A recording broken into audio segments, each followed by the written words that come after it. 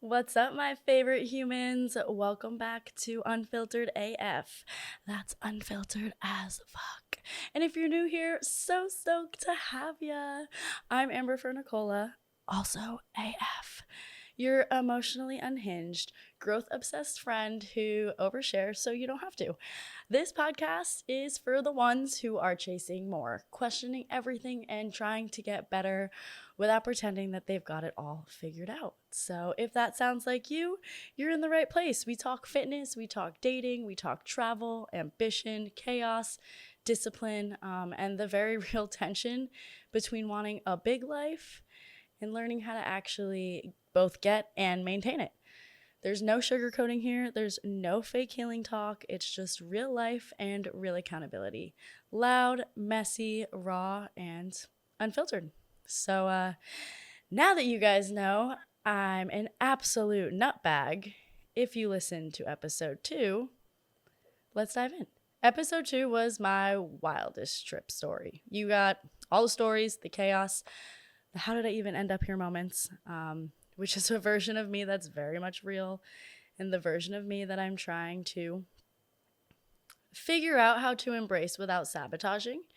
That trip showed me what it's like to be in bigger rooms, around bigger energy, have bigger nights, feel bigger possibilities. And just like I said in episode 2, I meant it when I notated that energy really does change you, especially if you're someone like me who loves a good story, lives outside the box, colors outside of the lines, all the things. So here we tie together episodes 1 and 2, the chaos and the tensions and up-leveling. There's a point where bigger flips from exciting to terrifying, because bigger is so freeing and so thrilling that it makes you wonder how to maintain that life and how to do those things, which honestly starts demanding decisions, right? You can't just live unhinged and, deal with consequences unless you're prepared to deal with them. Okay, glad that I found this new expanded version of myself, but what am I doing with her, and how the fuck am I maintaining her? Which actually lands me here in Austin in 2026, where not only we're expanding our fitness studio endeavors. Okay, I've been in fitness for 11 years. I've done so many different things, but boutique studio fitness has kind of been my jam for the majority of my career. And one of the reasons I moved to Austin was to be closer to other big fitness brands outside of the one that I already work for, which we'll talk about later, because the brand I already work for has brought so many blessings to my life. But anyway, we're expanding our fitness endeavors into other studios and other brands. We're trekking through week by week with this podcast, even though it's new and foreign and definitely takes up a lot of my time, but that's okay. And we're launching some other cool things in April, which I'm not going to jinx it. So just know some other projects are in the works. So the tension between expansion and maintenance is what this episode is going to be about. Before Austin, I had already tried to build a bigger life multiple times, actually. I've launched an online fitness business in Miami, and it failed. I pivoted into real estate, and that also didn't go very well. But what I realized in reflecting on all of it, different industries, same exhaustions, same downfalls. At the time, obviously, I thought the problem was the job or the market or the industry was too saturated or I didn't find the right thing yet. But if we're taking that radical accountability, right, the common denominator was me, my poor habits, and a big financial safety net that allowed me to fuck off when I wanted to. Not that that was the right decision to make. Like I said, I've learned a lot of things the hard way. But it is what it is.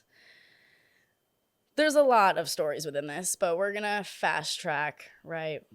We failed in Miami. We failed at real estate. Now here we are in Tampa, trying to build a career of some kind. We weren't sure what it was. We definitely wanted to be back in fitness, but struggled with that. We were trying to build a relationship. We were trying to embrace a new version of ourselves, we meaning me, and ourselves meaning myself, with zero structure to support any of it. I didn't have maintenance habits, and I'm still working on those. But I did have ambition, adrenaline, and a lot of like, I'll figure it out later type of energy. So during one of my attempts at building a bigger income, better habits, larger career, all of the things, I was, like I said, living in Tampa with my ex at the time, the one who was also my boss. And Tampa's a tough place when it comes to work environment there. Finding a job pretty much requires having an in. Like, it doesn't matter how long you've been in the industry, how good you are, what your resume looks like. You have to know someone just to even get an interview. And I mean, I had a roommate who was trying to get into the police academy. Like, I had another roommate who was a bartender. Like, I've been in, like I said, fitness for a long time, and it was really tough to get callbacks. Really tough. And when I'd ask for feedback as to why, no one would respond. And of course, these people don't owe me anything, but usually I'd get some type of feedback that I could apply so that I would start hearing back from others. And then when you finally get that in and you finally get the invite, Tampa's very politically correct. Not from a politics standpoint, but you have to present yourself in like a very cookie cutter specific way, the very in the box type of people. And if you don't fit that mold, it's pretty impossible to get a job. So I wasn't really working in anything worth it for me. I wasn't building anything that felt like mine. I felt like my entire life revolved around my relationship and the life I was a part of, but not the life that I had built myself.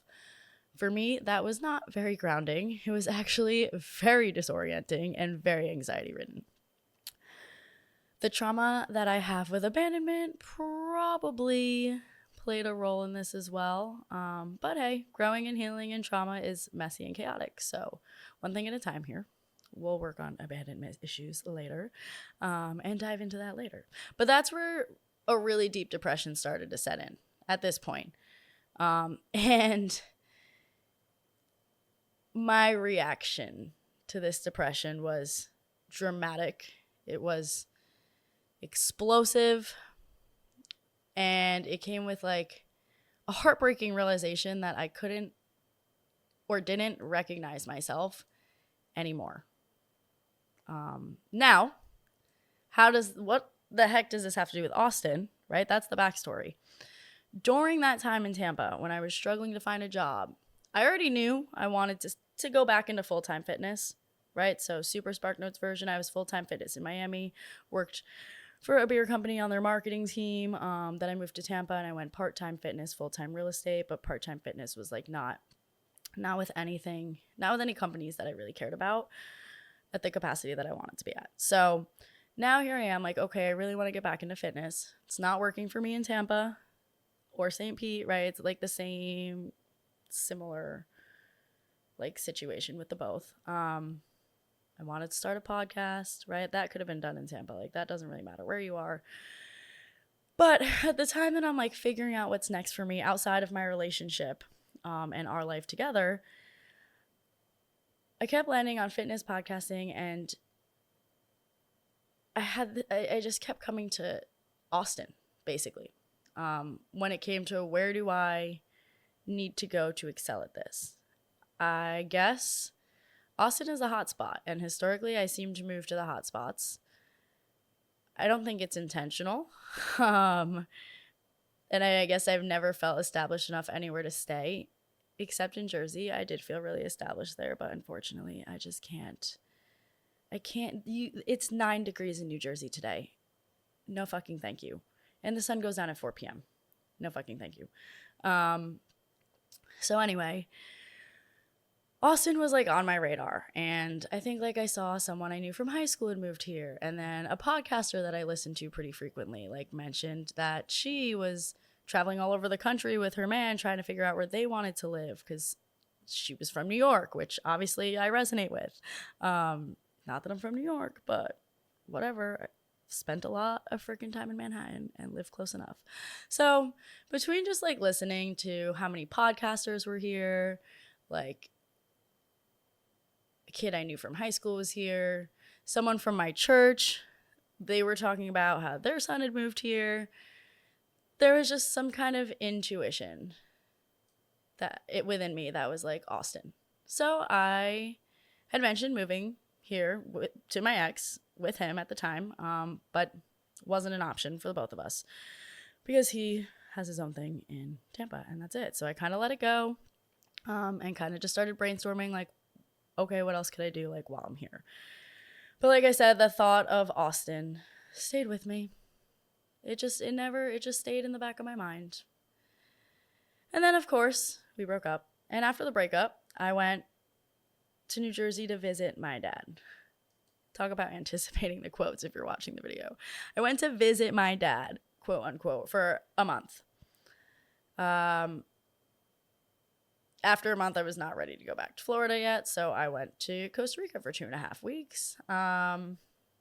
Spent a lot of freaking money without having a job at this time or much of a safety net, and landed back in Jersey with vacation debt and an opportunity to work. And the opportunity was to coach full-time with the company I still currently coach with, and have been with for like, oh my God, 8.5 years. August will be 9 years. That's insane. I've done it in a lot of different locations because obviously I get bored fast. But anyway, I spent a whole 13 freaking months in New Jersey figuring out what my next move would be. And I kept thinking back to Florida, Austin, or San Diego. But Austin was it in my mind. But if Austin was ever actually going to be a real thing, like, I had to visit it first. I had never been here. I had an idea of what Austin was in my head based on what I've heard from other people. But I'd never actually been, so I couldn't actually say for myself. So I'm like, I have to make sure I'm not creating this fairy tale in my mind. As much as I love impulsivity, I'm not ballsy enough to just move across country blind. I had to feel like it was the right decision. During my time in Jersey, I'm healing from heartbreak. I'm teaching myself how to trust myself again. Throughout my past relationship, like I said, we talked about how the international travel really like expanded not only on my personality, but it expanded my life. It expanded my goals, my dreams. It made me realize what is kind of possible. But at that point, I had only ever known those things because I had support from someone else. I didn't do it for myself. So in these 13 months in Jersey, here I am like proving something to myself. And little heartbroken Amber sitting on her bed, scrolling through Instagram, and I see an advertisement. The advertisement. The sexiest ski trip in the world. I'm like, oh, this looks fascinating. I honestly was like, this is probably fucking dumb, but it's funny. So let's click on the ad and look at it. And so I click on the ad and I look at it, and it's not only is it like this dating company that's offering a singles trip on the snow, but it's in a bucket list location for me, which was the French Alps. And if you're familiar with the French Alps, that's the Ibiza of the Alps. And yeah, that's like you go to Ibiza in the summer and you go to the French Alps in the winter, and that's that. So I'm like, whoa, a week of snowboarding, some of the world's best après ski, 500 single people, lots of flirty chaos. This is exactly what I need. And that trip's like a whole nother story, but it's nothing like the London story. We've grown since then. But P.S., if you haven't been to the Alps, you should go. Especially if you're from the Northeast and you live near New York, like you can find flights for like $600 round trip. And I know that that's a lot of money to a lot of people, but in terms of traveling, like if you're flying from freaking New York to Colorado, you're still spending almost $600. So if you can go to the Alps, you need to make it happen. Like it is, I mean, the lift tickets are affordable.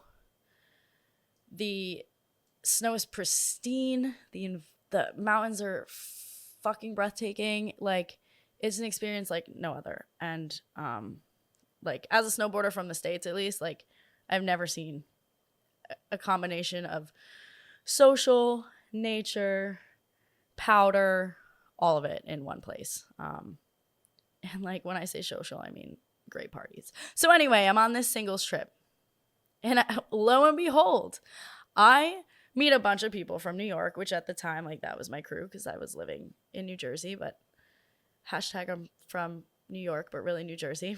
I would tell people when I traveled I was from New York. So anyway, beyond the New Yorkers, I meet these two men from frickin' Austin. One guy was with the group of people I hung out with for like bopped in, bopped out, very social guy. I've seen him a few times since moving here, just like checking in. He actually just recently moved to New York. How funny.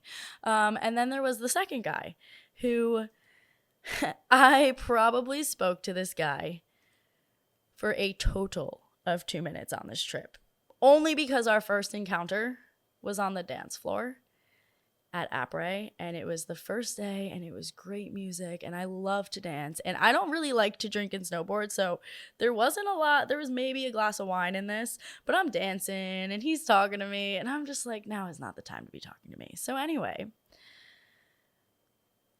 other than the 2 minutes on the dance floor, I hadn't seen the guy the rest of the trip. I get a DM a couple weeks later from him. And he invited me to come explore Austin. I did tell him that it was one of the places that I was considering moving to and all of that. So he's like, like let's go see this DJ who happened to be one of my favorite DJs. My friend's having a boat party. It's Memorial Day weekend. Like, come see what it's like to be an American in Texas, right? Texas is very America. And so my thoughts are, okay, obviously we have similar interests because we went on the same trip. Nobody on that trip made me feel uncomfortable. And actually there was one guy that made some people feel uncomfortable and he got booted from the trip. So safety wasn't much of a concern. I trust my gut when it comes to safety. So I also hate when I make that noise when I podcast. That's me laughing, but it doesn't sound like that on the mic. Anyway, my thoughts when I get this DM is, well, I'm open to meeting people from anywhere. I'm open to living anywhere. I really want to get out of Jersey, but I really can't move to Austin until I see it. I have a free place to stay. I get to have a fun, flirty weekend with a hot man. And he could show me the city that I couldn't stop thinking about as my next move. Hell yeah, I'm going. So, this is what I like to call my 4-day first date in Austin, which it really was because, like I said, this was actually truly our first date, and it was 4 freaking days. 4-day first date in a city I'd never been to with a man I met for literally 2 minutes in France of all places. I love my life. And lo and behold, 4 months later, here I am in Austinite. I moved here not because of the man, though, for the record. Although he is a cool dude. And I've seen him once or twice since moving here. And actually, some of my favorite friends I met through him. So that was everything happens for a reason, right? That was one of those everything happens for a reason moments. And we're going to go on a side tangent for 2 seconds. I used to tell this to some of my training clients when they would struggle with people and things. You meet people for a reason, a season, and a lifetime. And although things with us weren't gonna work out, he falls right into that I met you for a reason category. And you know what? That's totally fine. That's what's like so cool about this life, I guess. So that was like my little wild story of the day. If you guys haven't noticed, I'm trying to find the balance between sharing the insanity that is my life, the things that I do that other people either wish they could do or can't believe I've done or just find fascinating because it's like, who the fuck behaves like that? I know it's not cute anymore, but it's still freaking funny. So, you know, sexiest ski trip in the world, 4-day first date in Austin. 4 months later, I live here. Now, we're going to pivot a little bit. I want to slow things down a little bit. And I want to start going back into the tensions that I mentioned in episode 1. Because the move to Austin didn't magically resolve any of the problems I had. And I haven't dove into detail on those yet. We will as we go, bit by bit. Because thankfully right now most of you guys know me, but eventually not everybody listening to this will. And being in a camera-facing position on the interwebs can be very terrifying from a vulnerability standpoint.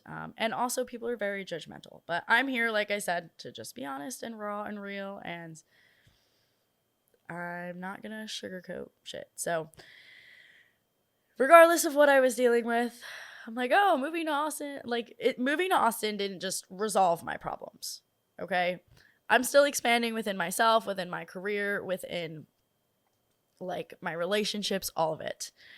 My internal and external, like my internal self and my external life are expanding like honestly faster than I can maintain with both the habits and income that I currently have. So the difference is now I'm not pretending that I don't see that, whereas in the past I kind of, you could say I was in denial. I would ignore it, right? Now I want to acknowledge how badly I've avoided being better in the past.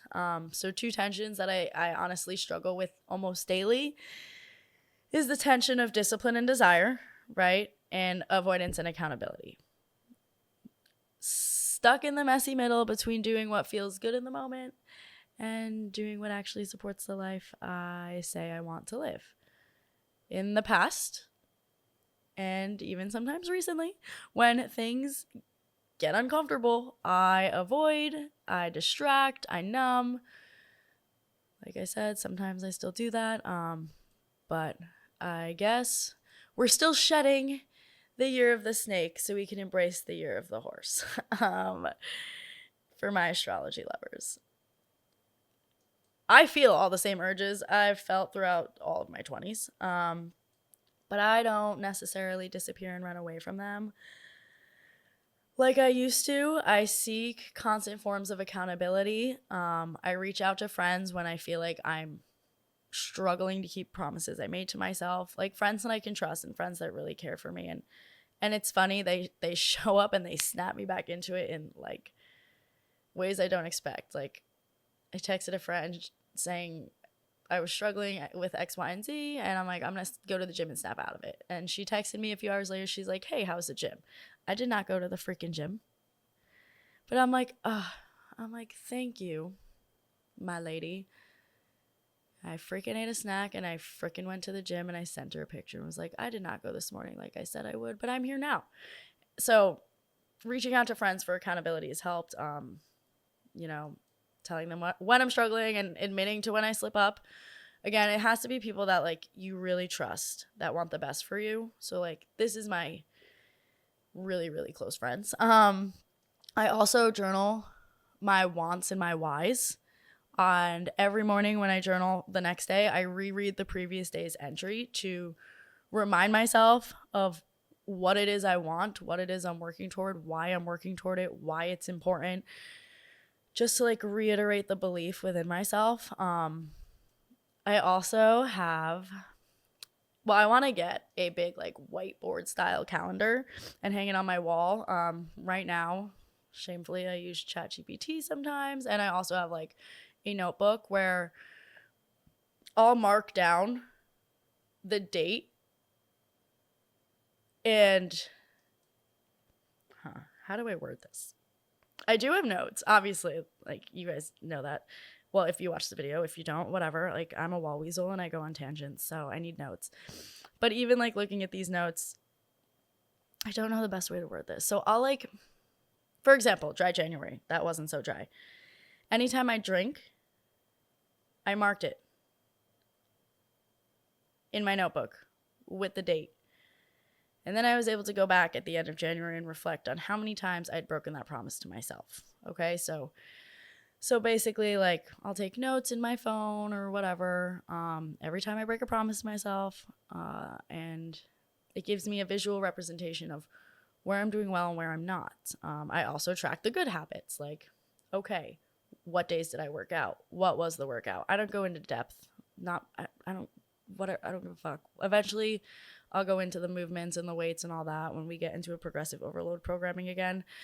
But for now, I'm just trying to rebuild strong foundational habits. From August 2025 until basically January 2026, like, I have been off the rails when it comes to taking care of myself and accountability and like a lot of things that are important to me. And that's fine. Life is a series of cycles and evolutions, and now we're fixing the damage from that cycle. Damage is a harsh word, but anyway. So we keep track of the bad habits, we keep track of the good habits, we keep track of the struggles. You know, I notate when I complete my morning routines and when I wake up and doom scroll for an hour instead. These are my little accountability things, because accountability is not perfection, right? It's noticing when I'm slipping and course correcting a little bit faster than I have in the past. So, like I said, January was a pretty big mirror for that. I noticed a high level of avoiding tasks that I didn't want to do. So when I reflected back on January, I'm like, why did I struggle with X, Y, and Z? Like, I definitely spent way too much time on Instagram and binge watched way too much Netflix. And what's funny is I didn't even want, like, there was a few times where I'm like, I don't even really want to watch Netflix, but I didn't want to do other things that I had to do. So I used, I need to keep up on this so I can talk about it with my friends as an excuse or something stupid, right? So essentially, upon reflection, what it came down to is avoiding the things I don't want to do, which is very, very fucking childish. So stop doing that if you're doing that. It also created a lot of anxiety and reinforced some of those bad habits, like I said. So motivation is going to wear off at some point. Routines are going to get fucking boring. The shiny new version of you stops being super exciting when you realize what it actually takes to function at that level and capacity. And usually that's when I start to bail on myself. But we're not bailing this time. We're staying here. We have made the same mistakes too many times in too many places, in too many industries. There's been too many external factors to not recognize the control, which is me. So we're done dealing with it later. For lack of better words, I'd say I'm fighting harder against myself. The devil on my shoulder, right? Only part of myself. But using those visual tools, I find is really helpful, because reflecting on them shows the extent and the frequency of which I'm either reinforcing good or bad habits. And when I notice the reinforcement is in the wrong direction, I start to feel guilty. I know I can do better. I know I let myself down. Why the fuck did I do that? Guilt is... Well, I've got a few things to say on guilt. One, it's a feeling I like to avoid. Obviously, same with anxiety. I feel like human beings, like, we are programmed for survival, and pain is not a good feeling. it doesn't feel like survival. It doesn't align with survival. So we try to avoid pain, and guilt can be a painful emotion sometimes. So anyway, and I also think that our emotions are a part of us for a reason. And I think guilt, shame, embarrassment, depending, obviously this is circumstantial, these are things that help us course correct. So basically what I'm getting at, I look at these visualization tools that I have, or these visual tools, not visualization, they're visual, like see them, I'm not visualizing them, they're in front of me. And I look at when I reinforce good habits, when I reinforce bad, and I let the guilt set in. And once I notice how and where I'm contributing to the emotions of guilt and shame and all of that, it helps me make better choices in the future. When I'm facing that decision between discipline and desire again, or I'm seeking avoidant behaviors as an excuse to not hold myself accountable or do the things I need to do, I remember that feeling of guilt and disappointment in myself and how I don't like to feel that way. And I don't need to feel that way. I'm causing that by making the wrong decisions, right? Sometimes, here's an example. Well, I don't even know if the example's important, but I'll give it to you because I already started it. When I first started in my fitness journey, right, sometimes I would sleep in and skip the gym on busy days because I felt like I needed more sleep and whatever. Or if I was working out really consistently, I would just eat whatever I wanted and not think about the consequences of how it's actually affecting my body internally. And I would feel really bad about those decisions later because it's like you have this goal. You know what you need to do it. You have the resources to do it. You have the physical capabilities to do it. We're always extremely busy. I was actually in college working a full-time job and a part-time job all at the same time, but I still found the time. So it's like you have everything you need to do it, but you weren't, and I'd feel bad. And the whole point of sharing this is because then later in the morning when I'm thinking about sleeping in and skipping my workout, I'd remember how bad I felt later on. I'd remember how bad I will feel later on. If I don't do this now, I'll feel like this later. And they say there's the pain of discipline and the pain of regret. That's what that is. Anyway, here I am rambling again, even with a script. So, the whole point is, I didn't want to partake in actions and behaviors. Or, I'm sorry. The whole point is you get to this time where you're like, I don't want to do the actions and partake in the behaviors. I keep fudging this up. Whatever. Anyway, it doesn't matter. I wanted to get off the hamster wheel and I wanted to get on a road leading to the destination. And by continuously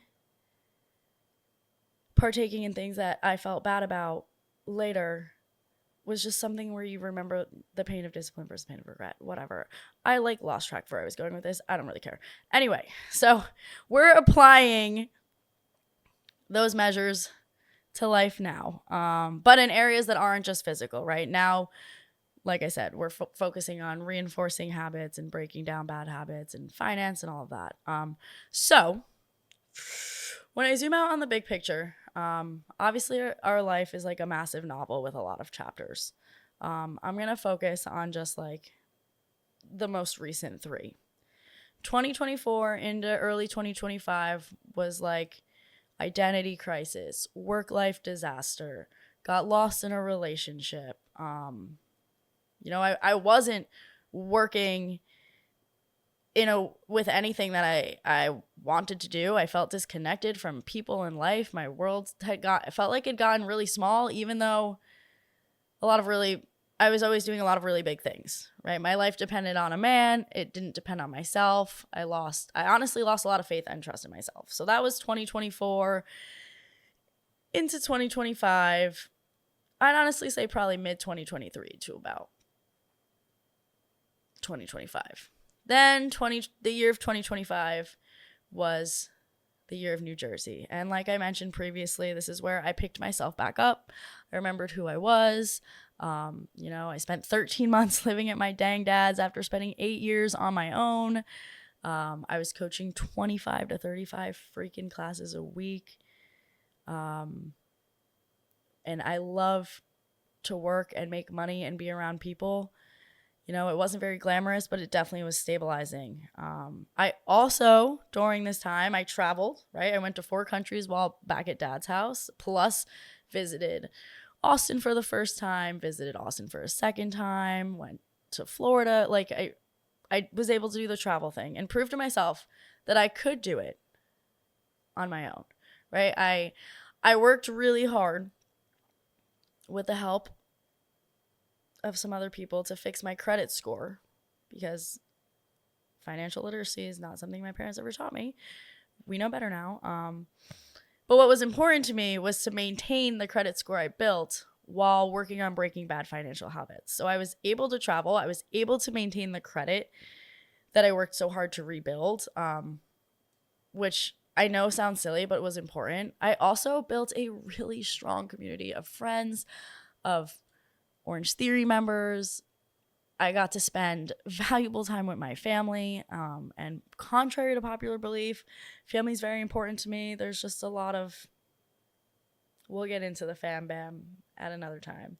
And I got to spend like time with my dad, and I never regret time with my dad. He's my best freaking friend, no matter what.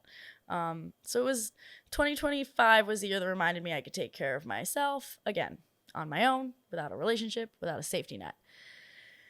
And now this next chapter, 2026. This is the year of expansion. Not the Instagram kind. The kind of expansion that demands real structure, real growth, real accountability, real awareness, right? I don't get to hide from myself when things get overwhelming. Right now, I'm working on catching my habits up to my ambition and bridging the gap between the two. But for the first time in a very long time, I'm doing it very consciously and very consistently.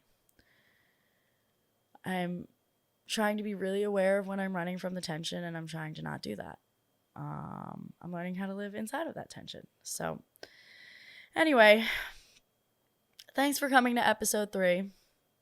Let's end it on a lighthearted note. Guys, we are heading into the year of the horse. This is a big year. It starts on February 17th, FYI, because this is not a calendar year. I believe it's the Chinese zodiac, but I'm not that woo-woo. But the year of the horse is about momentum, power, forward motion. This is a pivotal year can be a pivotal year if you really hone in, which ironically, I didn't know that when it came to the timing of this podcast coming out, but it's just another one of those things where it's like, oh, it's all working out as it should. But here's the catch. You can't go in to this forward motion, full speed ahead, if you're still carrying old baggage. You can't run fast carrying a lot of baggage. So they say there's 4 signs in particular that will be really affected. I know one of them is Sagittarius. I think the others are, I don't know, Aries, Leo, Gemini, maybe. I've heard Virgo. But I know that, whatever, my woo-woo side's coming out. And I know that if you're one of these signs, it's even extra important for us to pay attention to what we are doing with these next few weeks and with the year of the horse. Like, it's a big astrological shift that's happening. And our actions, what the things that we shed from our lives, right? We're coming out of the year of the snake shed. There's the funny how this stuff works. The things that you shed and the new things that you embrace and the things that you put in motion and the things that you just start working toward and taking action on consistently are going to define what this year brings you. This is our season of shedding the bad and embracing the new. We're not doing it later. We're doing it right fucking now. So if you're feeling uncomfortable lately, it's probably a good thing. And it's probably going to work to your favor if you actually embrace it. So release anything that reminds you of your old self, anything that no longer serves you, anything that's like taking up space, especially if you haven't used it in a long time. Like I actually, between now and the 17th, have been just doing an overhaul of everything. So I've bounced around a lot in the last year and a half, right? I went from Florida to Jersey, spent time in Costa Rica, back to Jersey, got a summer Airbnb in Jersey. So like I went from my dad's to Costa Rica to my dad's to a summer house to Thailand, back to my dad's to Austin. So I've had some things that have been in bags quite literally since I left Florida. So I'm going through, and anything that's still in a bag at this point, I'm getting rid of. I obviously don't need it. It's obviously not important. I can replace it later if for whatever reason I find it, right? I'm going through my closet. Anything that reminds me of a version of myself I no longer want to hold on to, gotta go. And it makes me sad because there's this dress and I love it. But every time I look at it, it reminds me of a specific event. And I'm like, that's not who you are anymore. Or there's certain items, just start going through your stuff and start literally shedding parts of you that no longer align. I don't know. That's just like a small little tidbit as to what I'm doing to prepare myself for this really big forward jolt that I'm anticipating the year of the horse to be. So anyway, if you're listening to this podcast and you're in that in-between space, wanting more, but realizing more requires more from you, then you're not alone and you're not behind and you're actually exactly where the fuck you need to be. You're being asked to level up. So on that note, I'm actually flying to Miami tomorrow. I think I leave in like 8 hours from now. So, going to Miami tomorrow. We're going to wrap this up. Interviewing my first freaking guest. He's a really good friend of mine he's also 30, male, is in the fitness industry, was a good friend of mine when I lived in Miami, so was around for a lot of the debauchery. We're going to talk all things fitness, dating, travel, obviously the Miami lifestyle. And I can't wait for you guys to meet him. And I'll see you soon, Unfiltered fam. As always, you're my favorite humans. Catch ya in the next one.